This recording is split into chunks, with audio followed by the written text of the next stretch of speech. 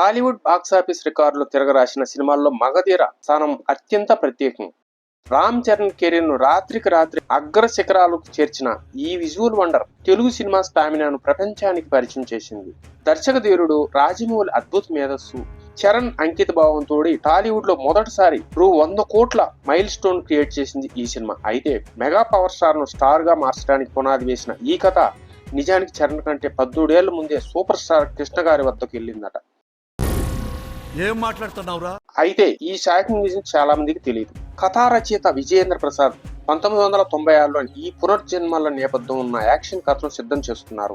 అప్పట్లో టాలీవుడ్ లో సరికొత్త ప్రయోగాలకు కేర్ ఆఫ్ అడ్రస్ గా ఉన్న సూపర్ స్టార్ కృష్ణ గారితో ఈ సినిమా చేయాలని భావించారు. కృష్ణ గారి హీరోగా, సౌందర్య హీరోయిన్ గా సాగర్ దర్శకత్వంలో ఈ సినిమాను పట్టాలెక్కించాలని ప్లాన్ చేశారు కూడా. అయితే అప్పట్లోనే ఈ కథ వినడానికి బాగున్నా క్షేత్ర స్థాయిలో తెరకెక్కించడం చాలా కష్టమని, అప్పటి టెక్నాలజీకి ఇలాంటి గ్రాఫిక్స్ సబ్జెక్టులు వర్కౌట్ కాకపోవచ్చని కృష్ణ గారు భావించారట. దాంతో ఈ కథను పక్కన పెట్టేసి అదే కాంబినేషన్ లో జగదేకుడు అనే మరో సినిమా చేశారు. కానీ ఆ సినిమా బాక్సాఫీస్ వద్ద ఫెయిల్యూర్ గా నిలిచింది.